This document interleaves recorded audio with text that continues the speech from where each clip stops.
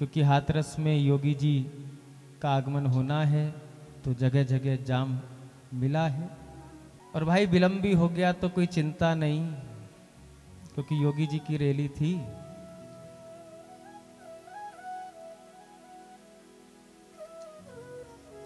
वर्तमान में तो वैसे भी हम सबको जागरूक हो जाना चाहिए हिंदुत्व की रक्षा के लिए। अब सिलेंडर कितना महंगा हो रहा है, आलू कितने महंगे हो गए, टमाटर कितने महंगे हो गए, प्याज कितनी महंगी हो गई। अब इन मानसिकताओं से थोड़ा ऊपर उठना पड़ेगा।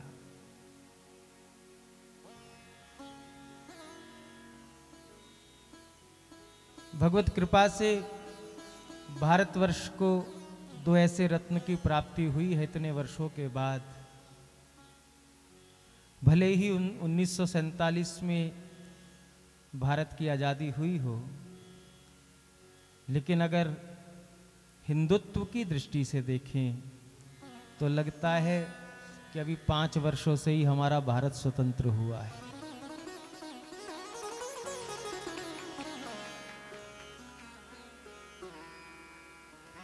हमारा कोई राजनीति का विषय नहीं, और हमें तो थोड़ी बहुत भी आ से अनार भी नहीं आता राजनीति का, लेकिन इतना समझ में जरूर आता है जब सत्ता की राजगद्दी पे कोई संत बैठता है तो संस्कृति सुधरती है साहब। आपके यहां भी इलेक्शन होगा, कब का है? 20 तारीख को। तो हम किसी का प्रचार प्रसार नहीं कर रहे हैं, कोई अन्यथा ना ले कि भाई हम किसी का प्रचार प्रसार करने के लिए बोल रहे हैं, अपने हृदय की बात बोल रहे हैं कि इस बार भी अगर हमने अपने विवेक का इस्तेमाल करते हुए अपने मत का अधिकार किया तो आने वाले 10-20 साल और चैन से गुजर सकते हैं। वरना तो उत्तर प्रदेश में तो ऐसी स्थिति पैदा हो गई थी, हमारे आपके घरों की बहू बेटियां भी बाहर निकलती तो डर लगा रहता था, भय लगा रहता था। देखो, याद करो मुजफ्फरनगर की स्थिति को। अगर हम चाहें कि हमारी भावी पीढ़ी आगे सुरक्षित रहे, चैन अमन से रहे, इनका भविष्य उज्जवल रहे, तो अपने विवेक का इस्तेमाल करते हुए, प्रयोग करते हुए अभी अपने मतदान को करना। बड़े भाग्य से ऐसे 2 रत्न हमको योगी जी और मोदी जी के रूप में मिले हैं। मत समझो भाई कि कहाँ क्या गड़बड़ी हो रही है, मत समझो कि क्या महंगा हो रहा है, क्या सस्ता हो रहा है। बस एक बात ध्यान में रखो, अगर हिंदुत्व बच गया तो हम सब बच जाएंगे।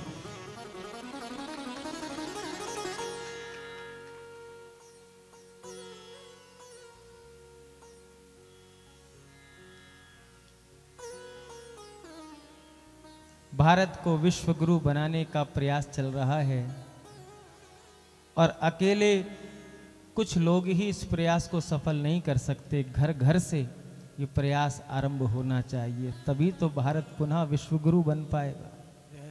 इसलिए आपस में मत बटो कि हम ब्राह्मण हैं, हम क्षत्रिय हैं, हम ये हैं, हम वो हैं। नहीं नहीं नहीं, कोई नहीं हो, आप सब हिंदू हो। बस हम सब हिंदू हैं, हम सब सनातनी हैं। बस अपना मूल परिचय याद करके आप सब अपने मतदान का सुंदर प्रयोग करना। और फिर से एक बार, अभी तो भगवान राम का मंदिर बना है, अभी तो मथुरा काशी भी बाकी है प्यारे। हाँ, जो 70 साल में सत्ता में रहने के बाद नहीं कर पाए, वो 5 साल में हो गया। और अगर और अवसर पुनः मिल गया तो सोचो, वही भारत जिसे सोने की चिड़िया कहते थे, एक बार हम सब अपनी आंखों से ऐसे भारत का, ऐसे नवीन भारत का दर्शन कर पाएंगे। जरा जोर से। जिस भारत की कल्पनाएं करते हैं, जिस भारत को इतिहास में पढ़ते थे, ऐसे भारत का पुनः दर्शन हो सकता है। बस हम अपनी नैतिक जिम्मेदारियों को पूरा करते चले जाएं। ये मत समझो कि समाज सुधरेगा तो हम सुधरेंगे। नहीं नहीं भैया, हम सुधरेंगे तो समाज सुधरेगा, हम सुधरेंगे तो समाज सुधरेगा। प्रत्येक व्यक्ति अपनी नैतिक जिम्मेदारियां ईमानदारी के साथ पूरा करता चला जाए तो समाज अपने आप सुधर जाएगा। हमारे परम पूज्य गीता मनीषी श्री कृष्ण कृपाधाम वाले पूज्य महाराज श्री ज्ञानानंद जी महाराज, कितना अथक प्रयास रहा उनका और वो प्रयास सफल हो गया।